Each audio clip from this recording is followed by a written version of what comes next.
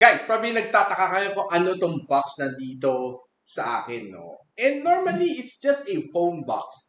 But this time around, si Realme, no, they step up and give me this big black box. And this one, it says that open this box to capture the light. This is for the Realme 9 Pro series. And samahan nyo ako, buksan natin, unbox natin tong bago Realme 9 Pro Plus.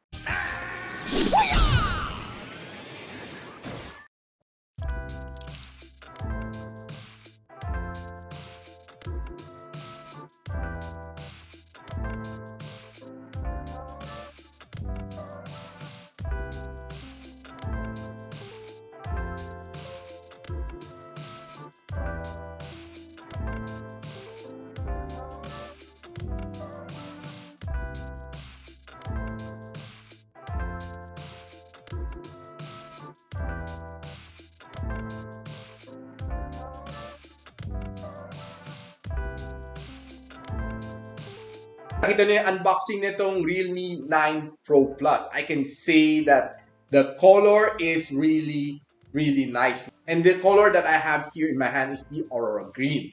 Ang ganda, guys. It's very futuristic ang kanyang color. And inside though, they also send me a sunset lamp, which later I'll capture some photos of using this camera to capture the light. So, itong bagong Realme 9 Pro Plus is powered by the MediaTek Dimensity 920. 5G capable siya. It's a 6nm chip. And of course, playing with this phone for 2 weeks na dito sa aking kamay, no? I can say it's really fast. Lahat ng multitasking na binigay ko sa kanya, it can perform without a problem. And the Realme UI na version 3, no, is snappy, and gusto ko siyang gamitin, no, as compared siguro sa first version, medyo a little bit buggy. This time I think medyo pinaganda na ang kanyang UI, no, at the version 3, so mas enjoyable na siya, no, with some all new features here, and will not dwell too much on that one, yung mga software. Probably if I have time, gawin natin on a separate video. So since this is a Pro Plus na grade na phone, I was expecting magandang score sa Antutu, no? Kulang ng 1,000 points, no? 500,000 ang kanyang score. This is, well, just roughly almost one half ng score, no? Ng Snapdragon 8 Gen 1. But of course, this is Dimensity 920, no? This is still somewhere na sa upper mid-ranger, no? Hindi pa siya nandun sa tuktok, no, ng MediaTek. But this one can definitely perform. Lahat ng binigay ko sa ng multitasking, of course, watching videos, quick edits ng mga videos dito sa phone, lahat walang problem, kahit pang gaming yan. And speaking of gaming, I was able to play all of my favorite titles here, no?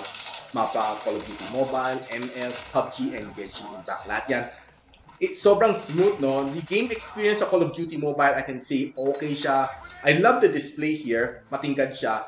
And of course, the sound here, well, hindi naman siya sobrang lakas. Tama lang.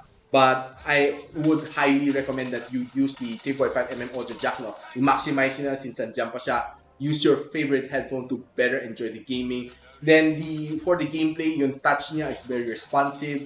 I have no problem. And of course, ang gameplay, may minimal na lags and frame drops, well, occasionally, no, yung frequent. Of course, syempre, I expect nothing but the best from the Dimensity 920. Now, itong screen ng phone na ito is not probably the biggest na meron ni Realme, no? It's just a 6.4 na Super AMOLED display. 90Hz ang kanyang screen refresh rate. 600 nits ang kanyang maximum brightness, no? Protected with the Corning Gorilla Glass 5.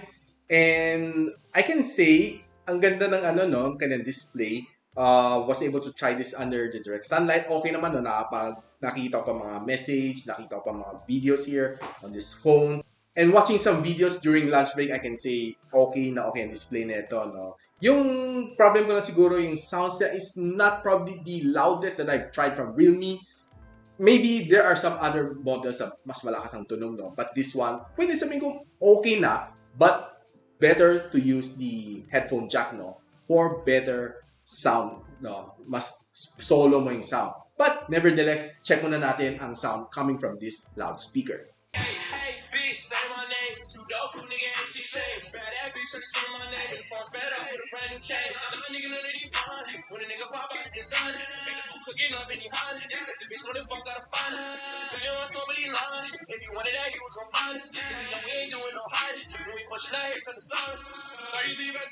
Well, narinig na yung sound, no? I can say okay naman siya for me, but there are other phones, though, that has louder sound than this one pag sinagan to the maximum. But, well, like I always say, meron naman siyang audio jack, gamitin nyo na lang. So, pag-usapan natin muna ang kanyang 4,500 mAh na lithium polymer na battery inside this one. Well, for me, the reason bakit magaan siya, no, siguro dahil hindi siya 5,000. And this phone is just weighing at 182 grams. Imagine ang gaan niya. And the battery, I can say, mabilis siya mag-charge given na meron siya 60 watts na fast charging inside ng kanyang box. Rate ko siya down to 20%. Chinarge ko back up to 100. Masasabi ko sa inyo, guys, ang bilis. Sobrang bilis siya mag-charge. Natapos siya in just 47 minutes. That's how fast it can charge. And hindi lang basta-basta fast charging kaya na ito phone na ito. It can withstand roughly 12 hours and 10 minutes. And si Realme, pinagmamalaki niya, no? Itong Realme 9 Pro series niya has really great cameras. Especially the Pro Plus. Grabe.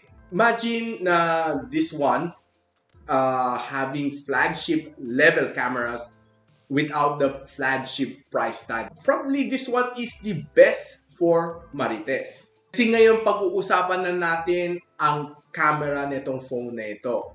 And pinagmamalaki ni Realme, no, that this phone sports ni Sony IMX766 na sensor. And the Sony IMX766 is one of the sensors na ginagamit ng mga flagship level na phones na siguro above 45,000, 60,000, no?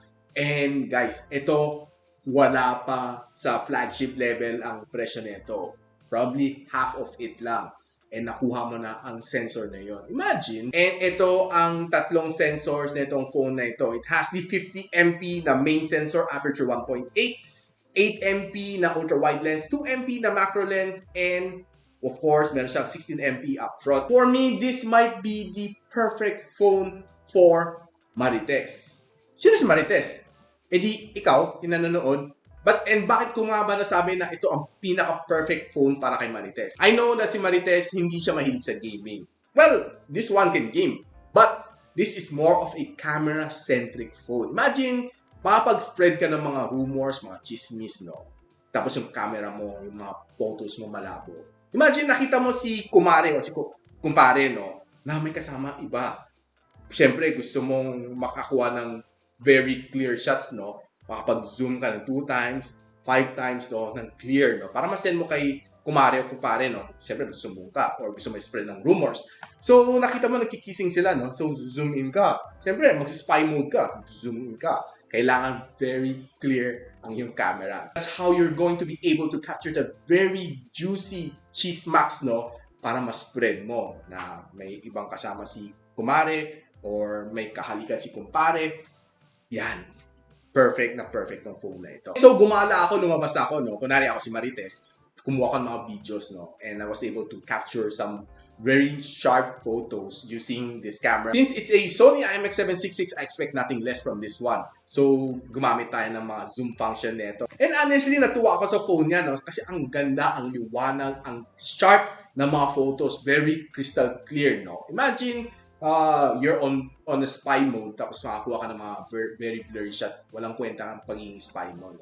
Now, this one, I was able to capture good shots indoors, outdoors, especially outdoors. Ang ganda. So, meron tayong mga ultra-wide angle shot, meron tayong wide angle shot, and meron tayong mga zoom photos, no, na mapapakita sa inyo na, uy, ang ganda ng camera na to.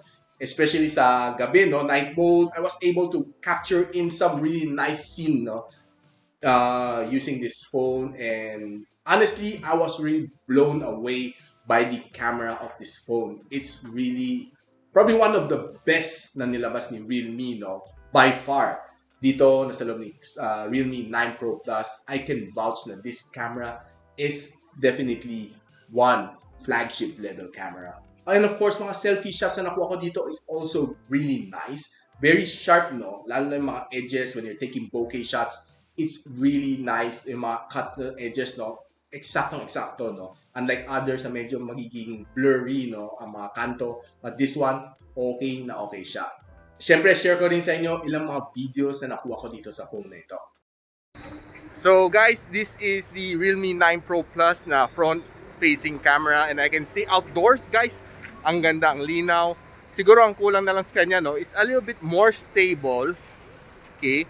And what I can see na yung color niya is punchy. I can see na it's really very nice, no? As far as I can see, this would be a very very nice na front vlogging camera, no? If you ask me. So guys, this is the Realme 9 Pro Plus. So hawak natin siya right now. Naglalakad lang tayo, no, sa garden, parang lalang, naglalakad sa Luneta. And gusto lang natin i-try, no, kung how good itong camera can perform. Okay, so right now we're outdoors. I can say that the green is green. Hindi siya saturated, no? Hindi katulad ng ibang flagship, OA ang kanilang pagka-green, no? So what I see here in the camera is the same as what I see sa actual, no? That is a good sign na okay tong camera, no? So we'll zoom a bit toward that building.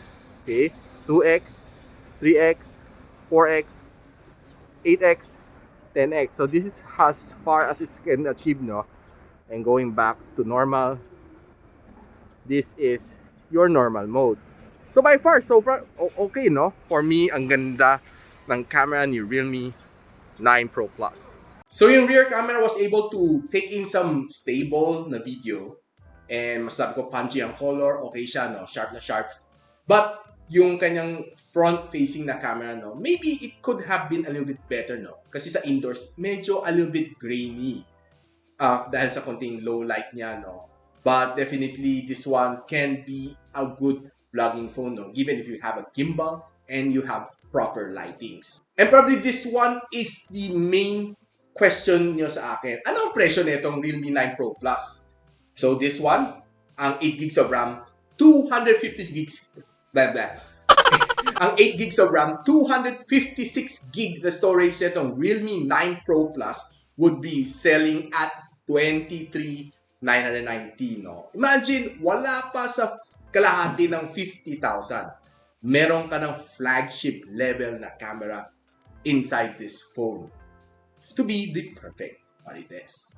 And so guys, if you like this video, don't forget to like, subscribe, and of course, click that bell icon para hindi nyo ma-miss ang mga future videos here sa aking channel.